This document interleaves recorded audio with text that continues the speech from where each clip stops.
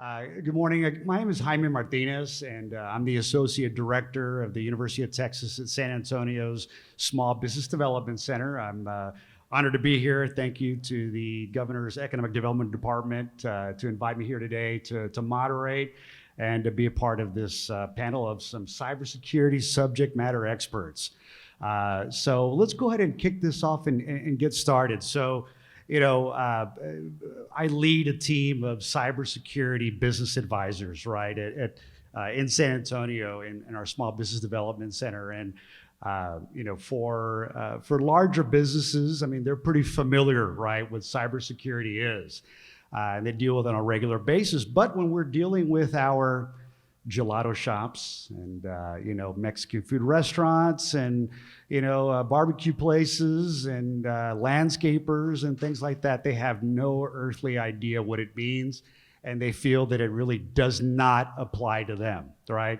So we all hear, does anybody ever hear any good news when somebody gets their information stolen? Right? You don't hear, you hear, 1 million people had their, actually a lot more than 1 million people, 20 million people had their information stolen through, even a credit reporting agency, Equifax, or through whatever company, a Visa and things like that, right? And we'll give you 1 year free of your credit reporting and all that good stuff. So we hear that day in and day out, but you never really hear much. I mean, you hear some, right? Good Morning America and all that good stuff of how to protect yourself, right? There's really, where do you go and reach out for those resources? And again, that's one of the reasons why we put together today a panel of subject matter experts to go into some of those details that not just for small businesses, but yes, some do cross over into your personal life, right? Some best practices.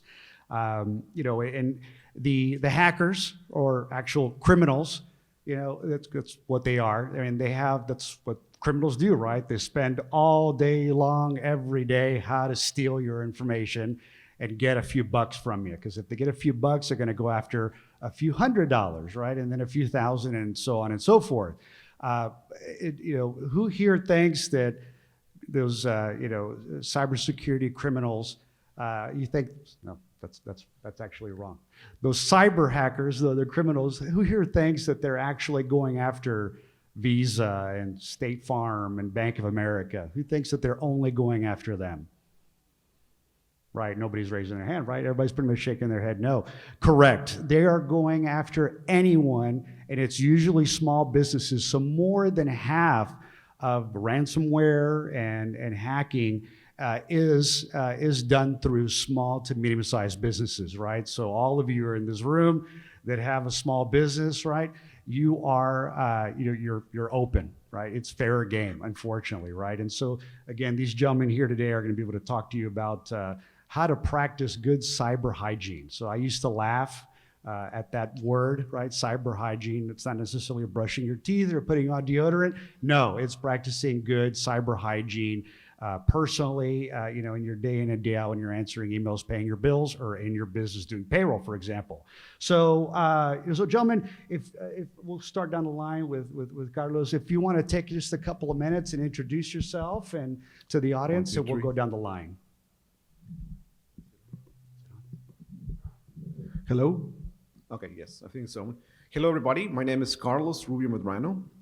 I am an assistant professor of computer science at Texas A&M University, Corpus Christi, and I specialize in cybersecurity. I've been working on this field for 12 years already. I do research in this area of computer science, mostly the detection of cybercrime, as well as the implementation of cyber protections, how to protect cyber infrastructures from the bad guys that our friend here has described. I am really glad to be here. I'm really glad to participate in this panel, and I'm really glad to eventually be able to answer your questions. Thank you. Hi, I'm Kyle Benson. I'm the Director of Information Technology for the City of Kingsville. I have been working in IT for about 15 years now, and the majority of that time has either been directly in cybersecurity or had that as a secondary or tertiary job function. My day-to-day work for the city includes securing things like our SCADA systems for water, wastewater. Also includes traffic lights, those kind of things for any city-controlled roads. And I look forward to answering any questions y'all have. Hello, my name is Michael Mixon. I'm an employee of Birdwell Computer Services here in Kingsville. So I deal with small businesses on the day-to-day, as well as our local county courthouse. Majority of what I deal with is going to be removing viruses and recovering from situations like these. Method to contact me would be www.birdwellcomputers.com if you ever need to get a hold of us. Good, thank you, gentlemen. So I just said my name, but so again, I'm Jaime. And my program, and I have my colleagues here from the Dermal College Small Business Development Center, based out of Corpus Christi, but of course they do cover this area. And so my team out of San Antonio, and by way of also my colleagues here in this part of Texas, my team specializes in providing one-on-one confidential business advising in the areas of cybersecurity and government contracting. So, and I'll kind of get into a little bit later on. How does that make sense, and why do you do both? So everybody's talking. We're going to be talking about a lot of resources and all that, and who to contact. So my program is also a way to be able to contact us, to be able to work with an advisor one-on-one to put together a cybersecurity plan. So it sounds fancier than it really is, but it's one part of it could be don't click on the email that says you have a uncle or cousin in Saudi Arabia that you're going to get, hundreds of millions of dollars if you just send $3,000 through Western Union. You don't click on that, And so those are the types of things that we do day in and day out at no charge. So we're funded by your taxpayer dollars. So let's get right into the questions, and these are, I think some pretty good questions to help you all really understand how a lot of this topic applies to you. So.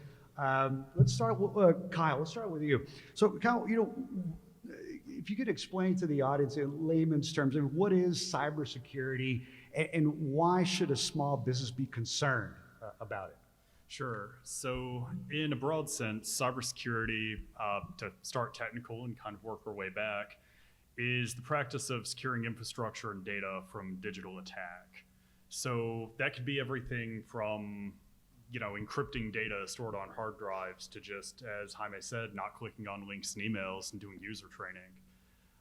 But in today's world, technology is ubiquitous. I look out and just the number of cell phones and things I see in the room, tells me technology is everywhere. And so for small businesses, you're just as likely a victim as a large company, but you may not be investing nearly as much money into protecting yourselves and your cyber hygiene as they are. So you're an easier target, and there are more of you.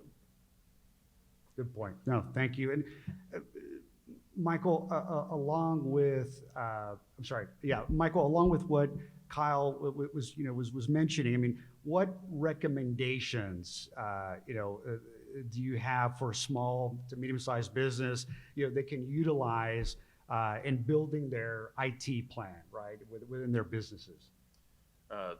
So 2 or 3 recommendations to help get results right off the bat would be, number 1, employee training. Knowing what kind of links, getting hands-on training on what those phishing emails might look like, how they might sound. An example of one that I ran into a while back was it was from gm.com, but if you look close enough, it was GRN. So just reading the sender address is a great start.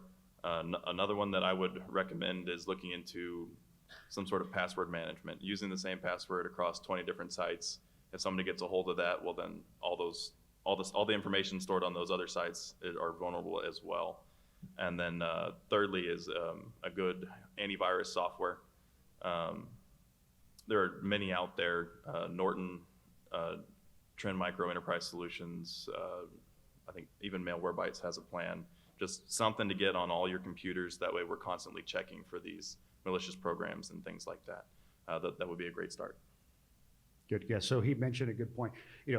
Training your staff, right? Training your staff on, most businesses have access to the internet, right, within your businesses. Train them that they shouldn't probably be, accessing their personal emails unless they really have to work related within their businesses. Because would you all agree, gentlemen, that a lot of the vulnerability, whether it's with the government at whatever level or even a business, it's actually the human error factor. Yes. Am I correct? Okay. What little I know about cybersecurity. Carlos, Michael mentioned one thing about, software, within your business. I mean, but there's also something called ransomware. Can you explain to the audience of how that affects, businesses and how what can they do to prevent ransomware within their businesses? Sure, absolutely. Well, and the very first thing I want you guys to know is that ransomware is one of the major, perhaps the top concern right now in the world of cybersecurity. Basically, cyber criminals will try to get access to your assets, your digital assets, and they will deny you access to them, and they will demand some ransom, some money from you to release access. For instance, they'll have access to your computer, they will go into your hard drive, and they will encrypt all of your hard drive, including your personal files, your databases, all of the files you use for your business. Another thing they do is they will get access to your bank accounts. And obviously, not only they will try to drain those, but also will keep you away from them, and they will demand money to restore your access. Lately, another thing they do is they take access to your social media accounts. If you guys are running social media, you guys know that for small businesses, social media, it's really important. Then they get access to that, they lock you out, and they demand money. And as a matter of pressure, actually, they start posting messages on social media, telling people that your business is not good, or perhaps that letting people know that you are taken hostage, right, and you refuse to pay. We have seen this in major companies, but now it's slowly shifting into small businesses as well. As my friends already told you, right, there's some things you can do.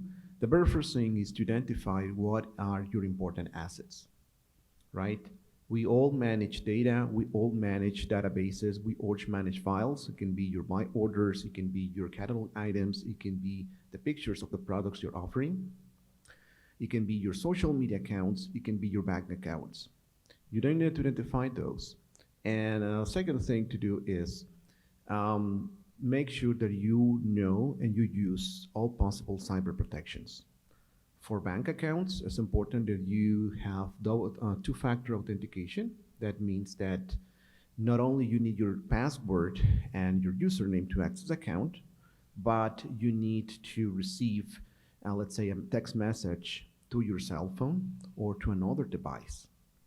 Another important thing to do is to separate the devices you use for business from the ones that you use for personal use.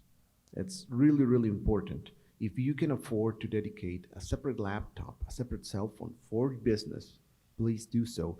And obviously, never ever use that device for personal use. A third thing you can do is to keep your devices updated. There's always security updates that are pushed to you by manufacturers. Make sure that you always update your, especially Windows and Mac. They're always updating themselves. Make sure that you always get updated. And another thing, finally, just to finalize, because I'm taking a lot of time, another thing I will suggest is do not download suspicious software. Gambling, video games, piracy video games, software that doesn't come from known, major, well-reputed manufacturers, please don't do it, because the chances are that software will have backdoors for cyber criminals to get into your device and then facilitate a ransomware attack. Thank you. But that game is free. I want to play it. Yeah, well, exactly. There's always a price to pay, right? If it's free, then you're gonna pay later for sure. All right, if you say so, then it's free. So, I mean, Carlos, I want to add on to that is, so just because Manny pays my friend here, Manny pays the ransom, right, to his intellectual property, he has to pay $5,000. Are they just going to give it up? They say, okay, you can have access again. That's a very good question. At the moment, it's like in other cases with cyber criminals. The moment they see you vulnerable, the moment they see you willing to cooperate with them, they won't stop. There's a very good chance they double the stakes. There's a very good chance that they will be back to you. I'm not so sure right now, but the feds, I mean, the FBI has some guidelines, and I think if the damage doesn't exceed, I think, $100,000, they will get involved. So it's important, right, to know that whereas there's nothing 100% secure in life, there's definitely things we can do to avoid being an easy prey. Yeah. Thank you. No, thanks for that.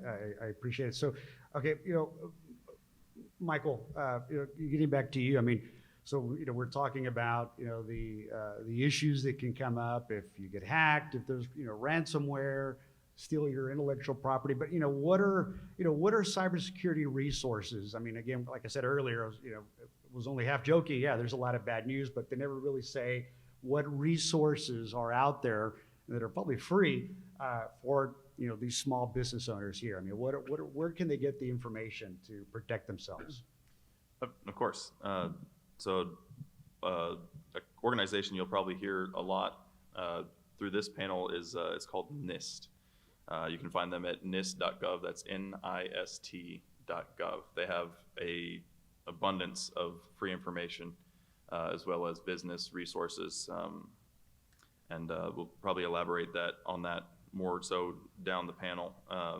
Another one we can get to in terms of free is there's a lot of free open source content on YouTube as well, as far as what steps you can take, training videos for employees, what good practices versus bad practices.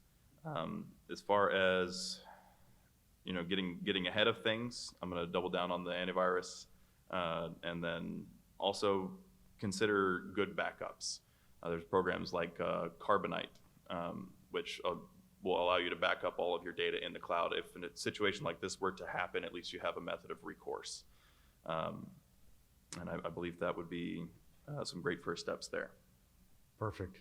No, thank you. So if you haven't heard it, you heard it here first. NIST. That's a great place to get a lot of cybersecurity resources for you all, and also at no charge. I'm going to take a little bit different turn right here, specifically for you all, and this next point will be directed to some of you, possibly. Who here is involved in government contracting? Who sells to the government? Could be the county, the city, state, federal. Anybody? Does anybody want to get into government contracting? Whether you're selling Q-tips or water bottles or machinery, elevator repair? No? Okay, well, so, again, my colleagues are here, and, of course, reaching out to me, cgc@utsa.edu, Center for Government Contracting, cgc@utsa.edu. We can talk to you about that. But so the federal government, specifically with the Department of Defense, has streamlined recently their cybersecurity requirements for a contractor, right? So, I mean, again, they could literally be selling Q-tips or, the computer IT services. They could be fixing the elevator at the Pentagon, right? But the government, and it could even be at the local level, I mean, they require you to have some level of protection, right, within your business, so that if they're doing business with you, they're sending you sensitive information. There's two types of sensitive information. One could be classified, right, which is super high end, and the other one is also unclassified, right, sensitive information. But you still have to protect it, right? And the government requires that. So you could be the prime contractor, but there are certain things that you don't do within your business. So you bring on somebody, within, get a cut of the deal, right? Get a cut of the contract. But then, that subcontractor also has to put in place certain requirements.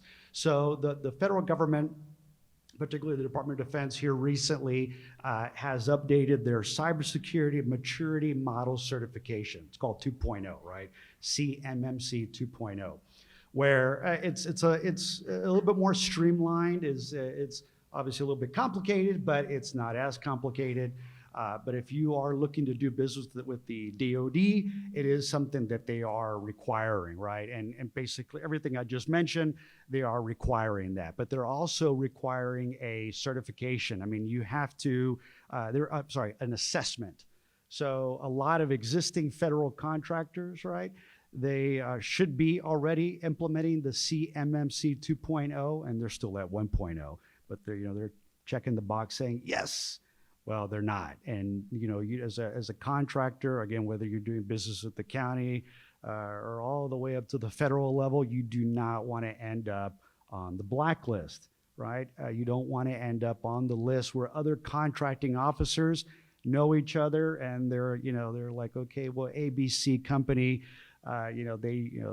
we got hacked because of them, right? Or a lot of other things within the business didn't operate well. So again, those are things that we can also provide guidance on if you contact us at no charge. And we also provide training on that online. So I wanted to discuss that. I wasn't sure if there were any existing government contractors in the audience. But let's get back into the rest of the panel.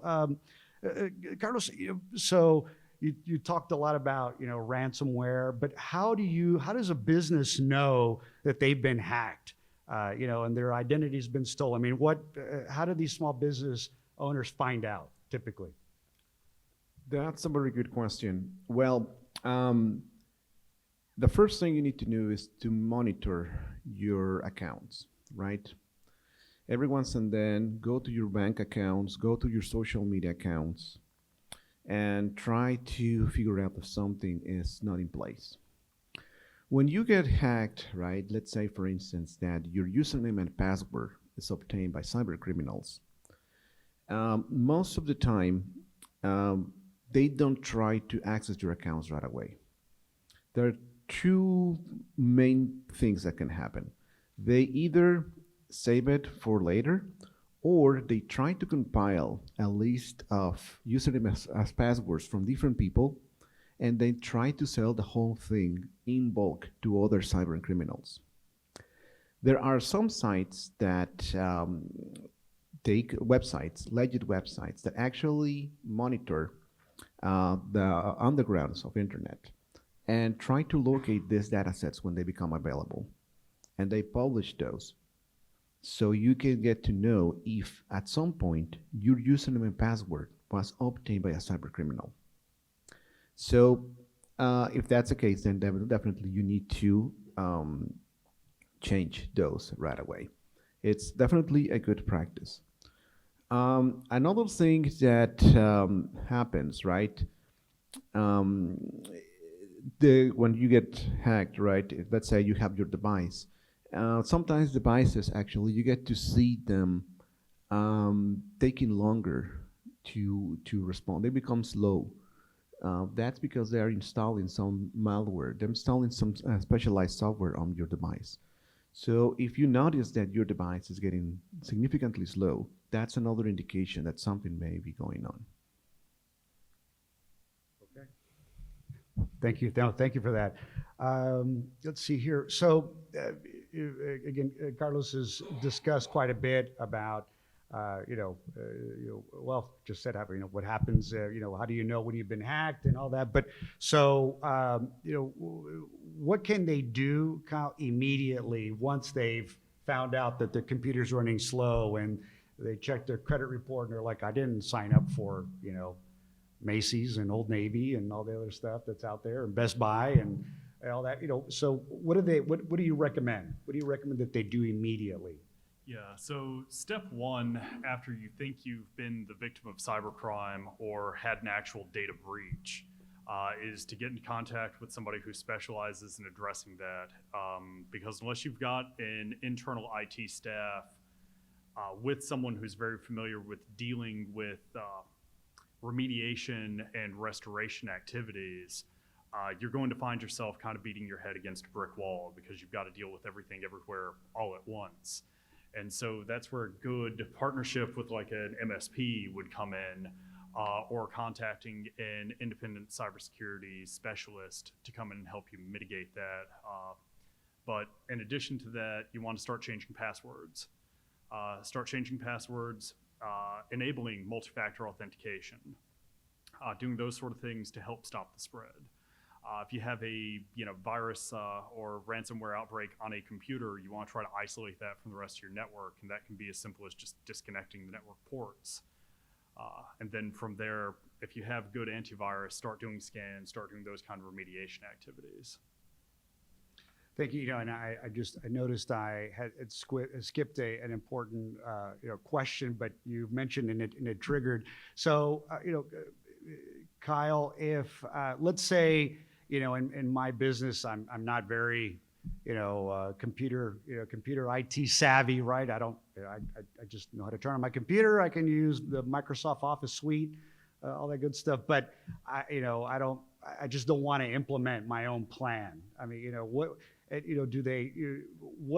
the pro and con of bringing, having somebody internally that's on the payroll or bringing in, a contractor? Sure. So a lot of that depends on the industry that you're in, what you have to secure, and then also what you're looking to pay. If you're a tax prep office, for instance, you're handling a lot of PII. You're handling a lot of information that belongs to other people that would be valuable to cyber criminals. If you run a bakery, that may not be the case. And so with that large amount of PII and other data you've got to secure, it makes a lot of sense for you to hire out and really get a specialist who's focused on protecting PII and making sure that you're compliant with, PCI DSS, if you handle health insurance, those kind of things, HIPAA compliance. And so when you look at those things, it's very hard to get an in-house IT person that's going to cover all of that for you at a price that you're probably going to want to pay. So going with an MSP, you're able to minimize those costs, but still have all the benefit. Now, if you have a larger network, you have more employees, you have an entire office to deal with, it might make sense to have an in-house IT person just so you aren't paying out on those hours for a site visit from an MSP. You also get faster response. So if you have a very high criticality environment where any downtime at all is going to be detrimental, having in-house IT that you immediately can tap is a lot better than ending up in a ticketing queue. But all of that to say, one of the other things you could do immediately leaving here today is to take IT and cybersecurity into consideration with the rest of your risk management policies for your business. Good. Daniel, thank you for that. And so we're actually running good on time, and I want to throw this question out. So I'm sorry to bring it out there. I'll kind of start out a little bit of what little I know from my guys at the office. So, and you reminded me of it by basically what you had said is, there actually is a insurance policy for cybersecurity, right? There really is something out there like that. I think it's really gotten more popular the past couple of years. Am I about right? Yeah. Okay. Yeah. Past couple of years, because I just heard it at a cybersecurity conference late last year for the first time. And what little I do know, and if any one of you want to chime in,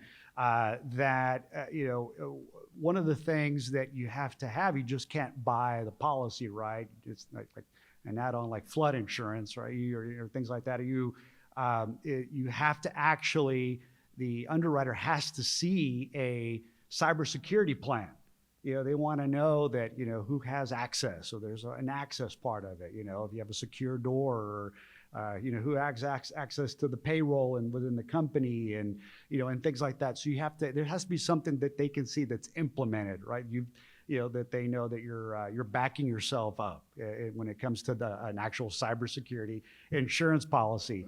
Do y'all want to add? Anyone even want to add to that? Sure. So a good example of that would be for the city. We have cyber liability insurance to cover ourselves against ransomware, data breach, those kind of things. Every year, the underwriters request a little bit more.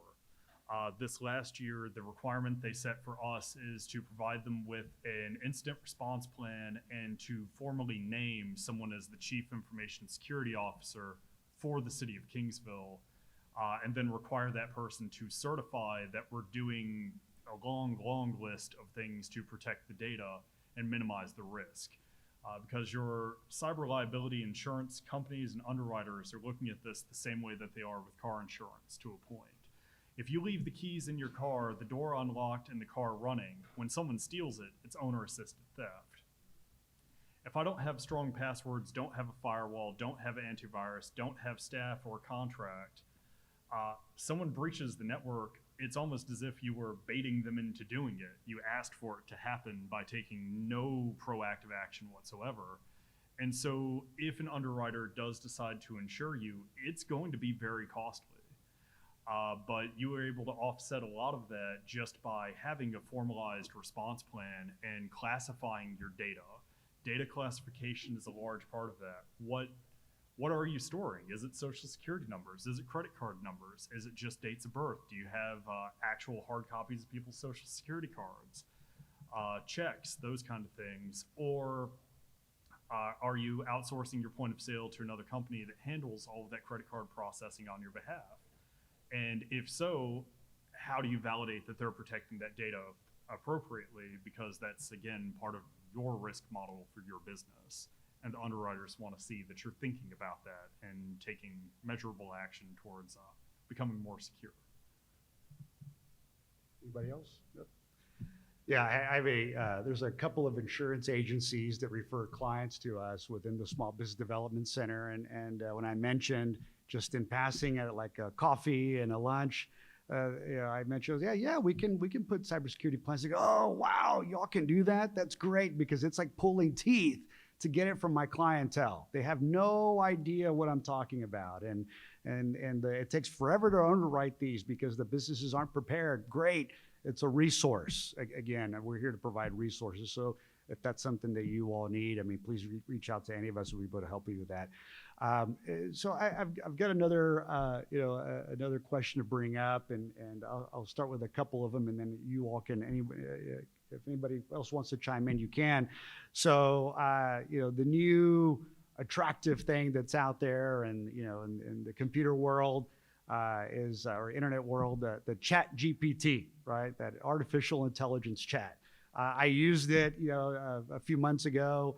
My mom couldn't really read her medical report, and I was curious. I was like, I wonder if this can put, the terminology and all the percentages and acronyms, because I had no idea what I was talking about, into layman's terms, things that we could understand. So I copied and pasted. It was like, wow. I mean, it really, we could really understand it a lot better, and we were more informed for the doctor and all that good stuff. And wow, we were happy. And then I saw, the evening news, and I think the guest speaker said, well, great, it's great, but it's not all that secure. It's a great technology, but it's not all that secure. So, Michael, Carlos, talk to us about. We'll start with Michael.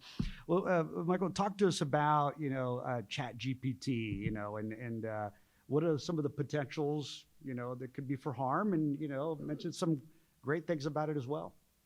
Okay, so I'll start off with the positive. I use it regularly to help understand concepts or new technologies that I haven't run into in the past. Most recently, it was a feature called DMARC, and what that is, it just increases the security of the email. But I had no experience with it in the past. But I was able to do research through other channels in ChatGPT to get a better understanding of how to tackle that obstacle and how to implement that for my client.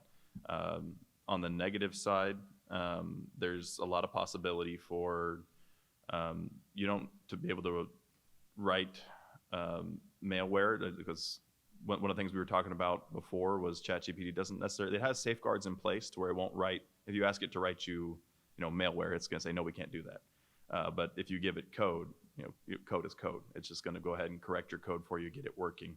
Another thing that I see it potentially being an issue for is those emails we were talking about. They don't have to write those anymore. They can just ask ChatGPT to go, hey, they go look at your website, they get the list of employee names and as much information as you can. There's a lot more information than we realize about us on the internet. And they'll ask ChatGPT to go ahead and write them a phishing email using your name, using the business name, and posturing as someone else. And it can be very convincing because ChatGPT is, well, it's a language model, so it can adapt to different roles and positions. If you tell it, hey, send them an email, but as if I'm an IT coordinator or as if I'm so and so. So there's a potential for that, and we just need to get employees adjusted and prepare that, again, employee training so that we can read through the emails and truly verify where they're coming from and that they're supposed to be there. Carlos, do you have any additions? I would like to add to that, that this is an amazing technology. Major companies like Google and Facebook have been working on this technology for years. For those who haven't experienced it, it's like talking to somebody who knows everything that it's on the internet, knows everything and can eloquently and effectively summarize that knowledge for you. So it doesn't matter what kind of question you ask, it's going to reply back with something really meaningful. That is really great, but as Michael said, unfortunately, since several years ago, these companies realized that there were some problems with the technology. The problem is that you have access to different sorts of information sources. And some of those sources cannot be trusted, or some of those sources contain sensitive private information from people. Therefore, there was a need, right, to restrict this tool from being misused. As Michael said, for instance, you can ask the tool, hey, can you generate computer code for me? And it will generate code for you. That's great, actually. In software engineering, we're actually thinking about this as the next evolution of computer programming. But the problem is that you can also ask the tool to generate malware, software to harm people, software to actually hack people. That's a significant problem, and that is one of the reasons major companies have kind of refused to release this kind of tools to the public. Then we have this other company called OpenAI who released ChatGPT last year. And what they do is they implement some security checks, but those are not, what can I say, they can be easily circumvented. I'm not saying that it's not a good technology, but we need to be aware that there's some risks on it.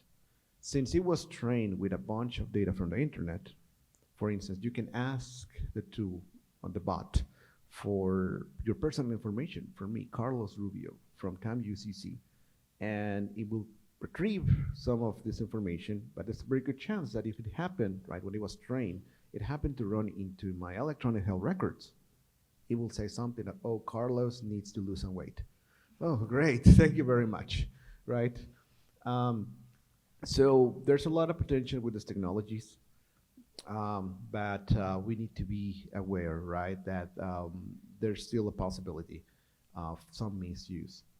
Another thing we're experiencing right now in the world of academics is that students are using it to craft wonderful essays. And you can see it right away. I'm actually, not even essays, I'm getting emails from students who are like so nicely written. I'm like, oh my God. And you can tell, right, they got some extra help. Whereas in some cases, that's fine. In some other cases, if we're asking you to write a 500-word essay on the Civil War, that's not cool to just ask ChatGPT to do the homework for you. Students are actively doing this, are actively using it, and we are trying to adapt to it as we speak. Okay. So there's good, bad things, and it can be rude by telling you to lose weight. I don't think of it, but you know, it can be rude as well. So yeah, thanks, gentlemen. Those are some of the questions that I put together for you all. Well, of course, with the help of our contacts with the governor's office, and these, you know, some of these questions that we came up with today are this is kind of what we hear from businesses. I mean, these types of questions and access for information they want to be able to get, assistance, to some of these particular topics that we spoke of today, within cybersecurity. I wanted, let's take some time, about 15 minutes or so, and we wanted to open it up to you all. I mean, there's quite a few people here that can answer a lot of your questions. If it gets really, really detailed, grab us, right now and after we're done, and we'd be happy to answer something, very specific and individual to you. But I would highly recommend that please don't be embarrassed to stand up and speak. And Mr. Brian here has a microphone. I mean, this is the time to fall on your face in front of friends, because we'll help you out. So who wants to? Oh, Mr. Manny over here. So Kyle, yesterday at staff meeting, you talked about cyber criminals using AI voice technology to steal data and how that can leave you unprotected. Can you elaborate a little bit more about that and some of the threats that it poses for small businesses? Sure. So a sort of interesting emerging trend, and it's interesting to me because I enjoy technology, I enjoy cybersecurity, and maybe not so interesting for the victims, but there are artificial intelligence products available that allow for people to take audio samples and then from that compile a message that seemingly is coming from a person that it's not.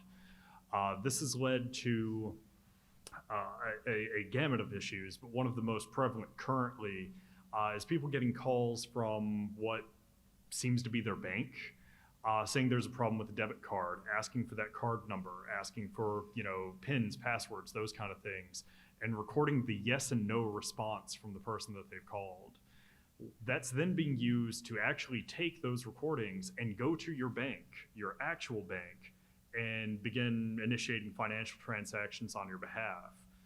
The problem that creates is because they've recorded this and taken samples of your voice to create the conversation using a language model, is that when the bank fraud department gets the call from you and you say, well, I didn't authorize this, they go back and they play the audio that's been recorded for quality assurance.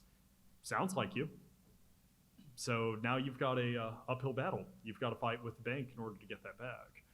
But secondarily, and this has been on Good Morning America and a couple of other news outlets, people receiving calls from family members who are in distress and need money Western Union. They've been kidnapped, or they're being held against their will, or they're stuck in the airport.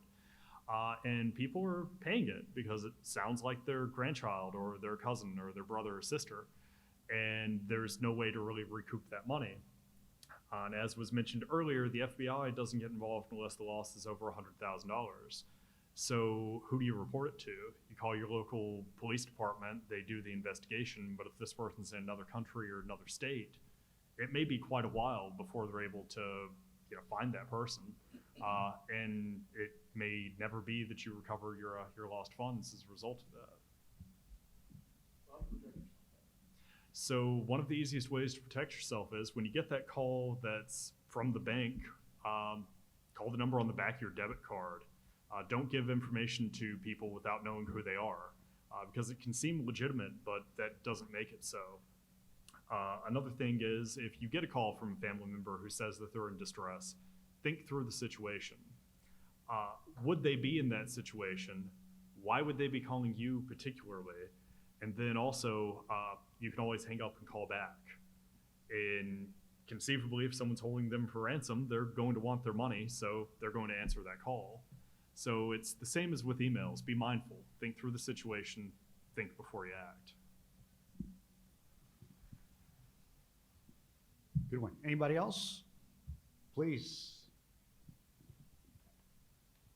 Yeah, I know for me, I've already told my mom, I will never call you asking for money. So I've had that conversation preemptively. Michael, I may have missed a little bit of this, but we had a conversation about having passphrases instead of passwords. Could you maybe elaborate on how that's useful and how someone may come up with one to protect themselves? Of course. So with passwords, the complexity is always of the utmost importance. With the traditional idea of passwords, you think just single words. You put some special characters in there. But when you get to the idea of a passphrase, the complexities get limitless. And you can have, it could be random words, or it could be something that nobody would know about you. Or what I would recommend is going to be just words that are meaningful to you, but you remember the order. You can even put special characters in there. But anytime you get above, I would say about a 20-character password, something memorable that you can actually remember, it gets infinitely more secure. As far as getting a passphrase, it would depend on the website or the vendor, if they accept spaces or anything like that.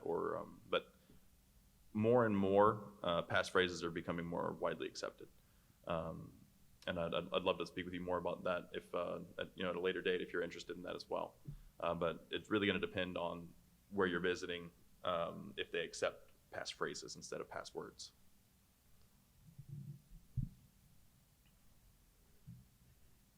Yes, sir.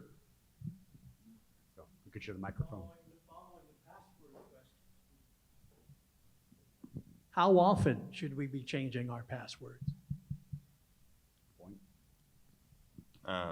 So recommendations, I've seen it 90 days. I feel like 90 days is a good measure. But if any point you feel like your password may have been compromised, as soon as possible would be recommended. But that's not to say you couldn't change it sooner. Just the industry standard for a while has been 90 days.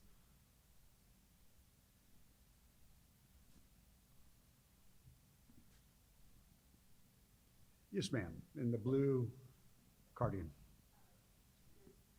We'll get you a microphone. Thank you. Recently in the news, it was stated that DOD had been compromised and that the federal government had been hacked. What's the state of Texas doing about getting hacked? So, the state of Texas is actually taking a lot of proactive measures, which has been sort of nice. Working at a municipality, we are required to conduct annual cybersecurity awareness training for all of our staff. And above us and state level agencies, they're required to, as I was talking about earlier with the cyber liability insurance, they have to have a security plan, they have to have an incident response plan, they have to have a chief information security officer. They have to meet basic security standards for the agency, and they're audited on an annual basis. So the state of Texas is taking a lot of great steps. The issue with the federal government is it's large, and they have a lot of contractors. And that's why when we talk about the new changes they've made to cybersecurity maturity models, a lot of that is being done because those contractors having access to those systems is introducing a lot more risk to the federal government.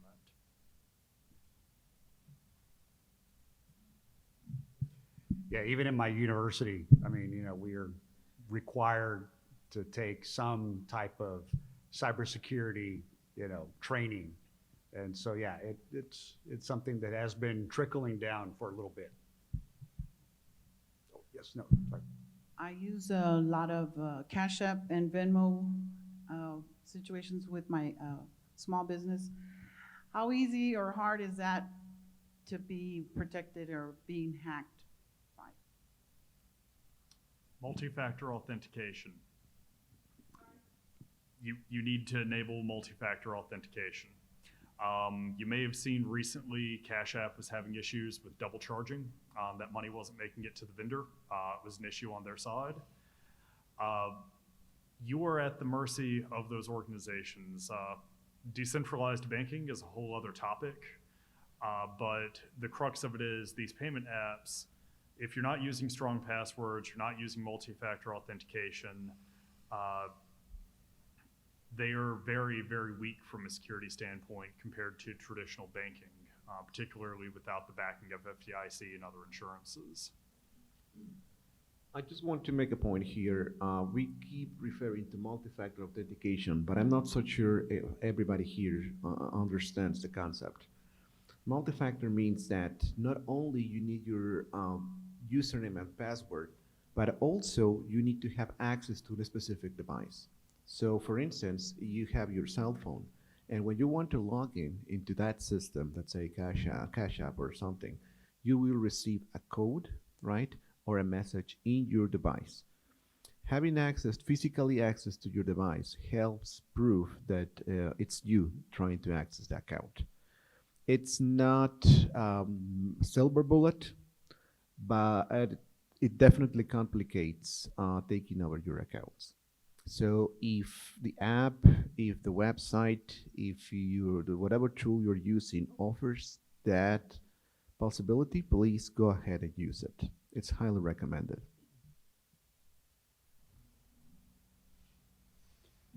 We have time for maybe one more question, one or two. Anyone? One more.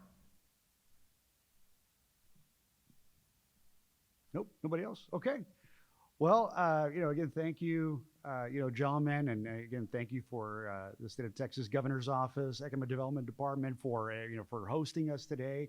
This is a great topic. Thank you all for the questions, for being attentive. We appreciate it. I mean, we'll be here for a little bit. If you'll have any questions, come up to us. We'd be happy to answer them if you didn't want to, bring anything up right now. But that's all we have for you today. So thank you. Have a good rest of your day.